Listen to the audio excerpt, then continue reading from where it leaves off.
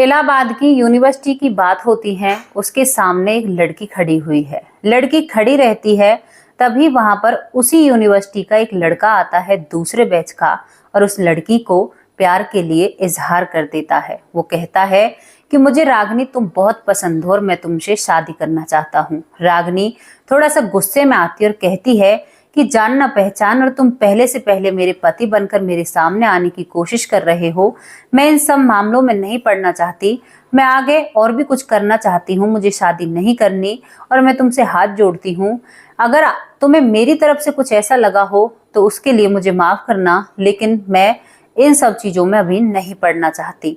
ये सब कुछ सुनकर वो लड़का उल्टा रागनी से डांटने लगता है और धमकाने लगता है और कहता है कि जिस दिन से तुम्हें देखा है मेरे दिन का चैन और रात की नींद हराम हो चुकी है। शादी करूंगा तो तुम ही से करूंगा, तुम राजी से करोगी तो राजी से सही, अगर राजी नहीं रहोगी तो गैर राजी भी मैं तुमसे शादी करूंगा। रागनी गुस्से में आती है और कहती है कि पैर का सैंडल दिख रहा है, एक मारूंगी तो चेहरे पर छप जाएगा और याद रखोगे कि किसी लड़की ने सबक सिखाया है। ये सब कुछ चल रहा होता है तो रागनी के बैच का एक लड़का होता है, वो इन सब चीजों को दूर से देख रहा है और वो धीरे धीरे पास आता है।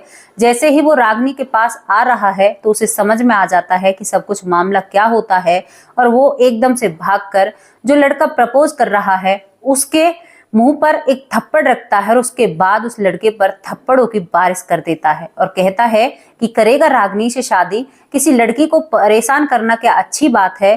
ये सब कुछ जब रागनी देखती है तो उस लड़के को अलग करती है उस लड़के से, और यहाँ पर जो लड़का रागनी की मदद करने के लिए आया था, रागनी उसी में एक थप्पड़ जड़ देती है और कहती है कि मैंने तुमसे कहा था मेरे मामले में तुम बीच में पड़ो, मैंने तुमसे बोला था मुझे इन सब पछड़ों में नहीं पड़ना है। तुम क्या करना चाहते हो, क्या यहाँ पर लड़ाई करना चाहते हो? ये सब कुछ सही नहीं है। और जो लड़का प्रपोज कर रहा था वो वहां से भाग जाता है, लेकिन मदद करने वाले को जब एक थप्पड़ पड़ता है तो वो अपनी आंखों को नीचे कर कर और मायूस सा, क्योंकि पूरा कॉलेज उन सभी को देख रहा होता है, और वो वहां से चला जाता है। ये कहानी एक ऐसी कहानी है, प्रेम कहानी है दोस्तों। इसमें क्यों एक लड़की ने सहायता करने वाले लड़के पर आरोप लगाए और उसे वहां से एक थप्पड़ मारकर भगा दिया, ये पूरा किस्सा क्या था, ये प्रेम कहानी क्या थी, क्योंकि ये प्रेम कहानी है तो ये सारी बातें आप लोगों को जाननी है तो वीडियो को आगे देखना होगा। नमस्कार, स्वागत करती हूँ आप सभी का। हमारा YouTube चैनल है वैष्णवी चौधरी के नाम से, और इसी नाम से हमारा Facebook पेज है, आप उसे भी फॉलो कर सकते हैं। तो चलिए कहानी में आगे चलते हैं। कहानी की शुरुआत होती है इलाहाबाद यूनिवर्सिटी से, जिसमें एक रागनी नाम की लड़की पढ़ती है और उसी के बैच में एक करण नाम का लड़का भी पढ़ता है। रागनी एक अमीर घर से है और बहुत खूबसूरत है। पूरे कॉलेज में उसके चर्चे हैं और सभी लड़के रागनी के दीवाने होते हैं। करण जो उन दीवानों की लिस्ट में पहले नंबर पर था, क्योंकि करण भी रागनी को पसंद करता है। रागनी जिस बेंच पर बैठा करती, करण सबसे पीछे वाली बेंच पर बैठता है, लेकिन वो दिन रोज एक बेंच आगे आता है और धीरे धीरे वो रागनी की बराबर में आ जाता है। अब दोनों में एक गहरी दोस्ती पनपने लगती है। दोनों एक दूसरे से अपनी बातों को शेयर करते हैं और घर से अच्छा अच्छा खाना बनवाकर उसे भी साथ में खाया करते हैं। दोनों की दोस्ती जमने लगती है दिन पर दिन, और अब इन दोनों की लाइफ आगे चलने लगती है। करण मन ही मन विचार करता है कि शायद अब तो मेरी बात बन जाएगी और रागनी भी मुझे कहीं ना कहीं पसंद करती है।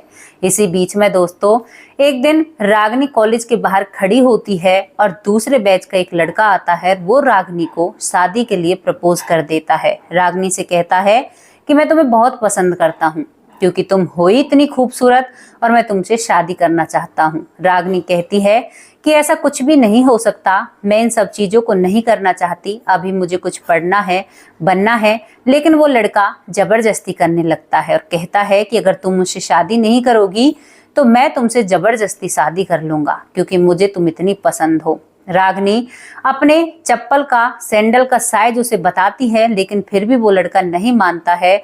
जो लड़का इन सब बातों को देख रहा था, करण दूर से खड़ा हुआ, रागनी की ही क्लास का, वो अब धीरे धीरे नजदीक आता है और उसे पूरा मामला समझ में आ जाता है। पूरा कॉलेज इस तमाशे को खड़ा होकर देखता है और करण को ये बात बहुत बुरी लगती है और करण प्रपोज करने वाले लड़के पर दांग पड़ता है और उसकी पिटाई कर देता है। जब वो उसकी पिटाई करता है तो रागिनी उसे उससे दूर करती है और प्रपोज करने वाला तो वहां से भाग जाता है। रागिनी अब एक थप्पड़ करण को लगा देती है और कहती है कि क्या मैंने तुमसे कहा था कि तुम इस मामले में अपनी दखलंदाजी करो? तुम किस हक से इस मामले में कूद पड़े हो? मुझे इन सब झमेलों में नहीं पड़ना है। क्या होगा? तुम क्या यहाँ पर लड़ाई करना चाहते हो? पूरा कॉलेज देख रहा है। यहाँ पर करण जब रागिनी का ऐसा व्यवहार देखता है तो उसकी आंखों में आंसू तक आ जाते हैं और वो अपनी गर्दन नीचे कर कर वहां से चला जाता है। रागिनी भी अपने घर चली जाती है और करण भी अपने घर चला जाता है। लेकिन रागिनी जब अपने घर जा रही थी तो उसके दिमाग में एक विचार आता है कि मैंने तो बहुत गलत कर दिया। आखिरकार करण मेरा दोस्त था और एक अच्छा दोस्त है और मैंने भरे कॉलेज के सामने उसे थप्पड़ लगा दिया, जबकि जब वो मेरी मदद कर रहा था। रागिनी घर जाते ही करण के पास फोन करती है माफी मांगने के लिए, लेकिन करण फोन नहीं उठाता है। जब कई बार फोन करने पर करण फोन नहीं उठाता है तो उसके बाद रागिनी कहती है कि चलो कोई बात नहीं, कल कॉलेज तो आएगा, मैं कॉलेज में ही उससे माफी मांग लूंगी। दोस्तों, दूसरे दिन रागिनी कॉलेज आती है लेकिन करण कॉलेज नहीं आता है। रागिनी को ये बात बुरी लगती है और अब रागिनी कॉलेज टाइम खत्म कर कर सीधा करण के घर पहुंच जाती है, क्योंकि जब वो दोनों दोस्त थे तो वो एक दूसरे के घर को जाना करते हैं। वहां पर करण उदास सा अपने कमरे में बंद बैठा हुआ होता है। रागिनी उसके पास जाती है और कहती है कि तुम आज कॉलेज क्यों नहीं आए? तो करण कहता है कि मेरी तबीयत ठीक नहीं थी। रागिनी उसके पास बैठती है। इतने ही करण की माँ उनके लिए एक एक कप चाय बनाकर ले आती है और रागिनी उस चाय की घूंट को भरती है और कहती है कि मुझसे नाराज होना, मैंने तुमसे बिहेव गलत किया है। तो रागिनी अपने दोनों कान पकड़ती है और कहती है कि तुम तो मेरे अच्छे वाले दोस्त हो, तो क्या तुम मुझे माफ नहीं कर सकते? और करण एक पल में ही रागिनी को माफ कर देता है। अब दोस्तों, आगे का सिलसिला चलने लगता है। करण कॉलेज आता है, दोबारा से वो बहुत अच्छे दोस्त होते हैं। अब करण सोचता है कि मैं रागिनी से अपने प्यार का इजहार कर दूं, लेकिन एक दिन वो दोनों जब एक दूसरे से मिलते हैं तो करण कहता है, आज वो रागिनी को इजहार करने वाला है, तो वो कहता है कि मुझे तुमसे एक बात करनी है। रागिनी कहती है कि मुझे भी तुमसे एक बात करनी है और बात बहुत जरूरी है। करण कहता है कि पहले मैं, तो रागिनी कहती है कि नहीं नहीं, पहले मैं बताऊंगी। अब पहले मैं एक बात डिसाइड हो जाती है। करण कहता है कि चलो पहले तुम बताओ। तो रागिनी कहती है कि फलानी तारीख को मेरी सगाई है, मेरे पापा ने मेरा रिश्ता तय कर दिया है और पूरी सगाई का काम तुम्हें देखना होगा। करण के पैरों तले जमीन खिसक जाती है और वो हैरान सा बैठा रह जाता है, क्योंकि आज वो उसे इजहार करने वाला था अपनी पत्नी बनाने के लिए, लेकिन उसकी तो सगाई हो जाती है। अब करण एक फेक सी हंसी हंसता कहता है कि क्यों नहीं, दोस्त किस काम आते हैं, तुम जब बुलाओगे जब तुम्हारे घर आ जाऊंगा और तुम्हारी सगाई की तैयारी करूंगा। करण अपने घर चला जाता है। कॉलेज से भी इनकी पढ़ाई पूरी हो जाती है। अब इन दोनों की फोन पर ही बात होती है, लेकिन करण कहता है 4 दिन बाद कि रागिनी, मैं तुम्हारी सगाई में नहीं आ सकता, क्योंकि मैं अब एक नौकरी का इंटरव्यू देने के लिए जा रहा हूँ और मैं उसी दिन, जिस दिन की तुमने तारीख बताई है, मैं व्यस्त रहूंगा, तो मैं तुम्हारी सगाई में नहीं आ सकता। यार मुझे माफ कर देना। तुम कहोगी तो ये कि शायद कोई बहाना मार रहा है, लेकिन सही बता रहा हूँ। अब दोस्तों, करण इस झूठ को बोलता है क्योंकि वो रागिनी को बेइंतहा मोहब्बत किया करता। अगर वो उसकी सगाई में जाएगा तो उस लड़के से क्या बीतेगी, इसी वजह से वो अपने कदमों को रोक लेता है, रागिनी को मना कर देता है। अब रागिनी कई बार करण के पास फोन करती है, लेकिन करण फोन नहीं उठाता है और जो सगाई की तारीख थी वो नजदीक आ जाती है। सगाई से 4 दिन पहले अब रागिनी एक फैसला करती है कि करण तो मेरी सगाई में नहीं आ रहा, तो रागिनी करण के घर दोबारा से आती है। रागिनी जब दरवाजा खटखटाती है तो करण की माँ दरवाजा खोलती है। रागिनी कहती है कि माँ जी, करण कहाँ पर हैं? और इस वक्त रागिनी ने करण की माँ का आशीर्वाद भी लिया था। माँ बताती है अपने कमरे में है। तो करण का दरवाजा खटखटाती है। करण दरवाजा खोलता है, तभी ये वाक्य रागिनी कहती है कि तुम तो 4-5 दिन पहले जाने वाले थे और तुम तो अभी तक अपने कमरे में पड़े हुए हो। इसके बाद करण कहता है कि बस थोड़ी देर में निकल रहा हूँ, तुम किस लिए आई हो? आओ बैठो, माँ इनके लिए एक कप चाय बना दो। तो रागिनी कहती है कि तुम कहीं भी नहीं जाओगे, अगर तुम चले जाओगे तो मैं सगाई नहीं करूंगी। करण कहता है कि रागिनी, कभी भी ना अपने फैसलों पर सवाल खड़े नहीं करने चाहिए। एक दोस्त की वजह से अगर तुम सगाई नहीं करोगी तो ये जमाना क्या कहेगा। रागिनी कहती है कि नहीं, मुझे तो सगाई करनी ही नहीं है तुम्हारे बिन। तो करण कहता है कि नहीं, मैं बिल्कुल भी तुम्हारी सगाई में नहीं जाऊंगा। और यहाँ पर दोनों में बहस होने लगती है। अब एकदम से धीरे से रागिनी कहती है कि अगर दुल्हा ही सगाई में नहीं पहुंचेगा तो फिर कैसी सगाई।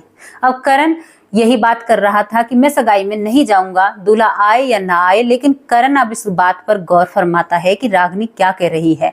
करण अपनी आंखें बड़ी खोलता है, कहता है कि रागिनी, तुम क्या कह रही हो। तो रागिनी कहती है कि अरे हाँ बुद्धू, मैं तुम्ही से कह रही हूँ, अगर तुम नहीं जाओगे तो मैं सगाई किससे करूंगी। तो करण फिर हैरान सा हो जाता है और कहता है, रागिनी मजाक कर रही हो।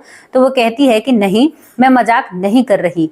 मैंने अपने पिता से तुम्हारे और अपने बारे में बात कर ली थी। मेरे पिता ने तुम्हारी सारी छानबीन कर ली, तुम्हारी पढ़ाई को भी देखा। तो मेरे पिता को तुम बहुत पसंद थे। मेरे पिता यहाँ पर रिश्ता लेकर आने ही वाले थे, लेकिन मैंने अपने पिता से कहा कि पिताजी, मैं करण को सरप्राइज देना चाहती हूँ, इसी वजह से करण को तुम कुछ भी मत बताना। और वो एक अमीर पिता की बेटी थी। तो उसके पिता मान जाते हैं। और रागिनी की जब ये बात करण सुनता है तो रागिनी के गले मिल जाता है और रोने लगता है। कहता है कि उस दिन तो फिर तुम्हें पता था। तो रागिनी कहती है कि मैं तुमसे उसी दिन से प्यार करती हूँ जब से मेरी और तुम्हारी दोस्ती हुई थी, लेकिन मैं पता नहीं कैसे मेरा तुम्हारे साथ मजाक करने का मन किया और मैंने तुमसे मजाक कर दिया। करण रागिनी के सर पर एक छोटा सा थप्पड़ रखता है, कहता है कि पागल, कोई ऐसा भी मजाक करता है। और दोस्तों, यहाँ पर जो करण की माँ होती है उसकी का भी खुशी का ठिकाना नहीं होता। और यहाँ पर वो सभी लोग जाकर जो तारीख फिक्स हुई थी उसी तारीख को करण और रागिनी की सगाई हो जाती है। रागिनी के पिता बड़े ही अपने जमाई को देखकर खुश होते हैं और ये कहानी यहाँ पर समाप्त हो जाती है। ये वो लव स्टोरी थी जिसमें कई रुकावटें आई, लेकिन ये काबिल हो जाती है। अक्सर कुछ ऐसी चीजें हो जाती हैं जो हम सोचते भी नहीं हैं, क्योंकि करण को बिल्कुल भी अंदाजा नहीं था कि रागिनी उसके सामने कुछ ऐसा कुछ करेगी। करण तो अपने गम में उस कमरे में अंधेरे में पड़ा हुआ था, लेकिन उसकी किस्मत में रागिनी होती है, तभी तो रागिनी से उसकी शादी हुई थी। दोस्तों, कैसी लगी आप लोगों को ये कहानी? आप अपनी राय कमेंट बॉक्स में रख सकते हो। कल फिर हाजिर होंगे किसी सच्ची और अच्छी स्टोरी के साथ। तब तक के लिए नमस्कार, जय हिंद, जय भारत।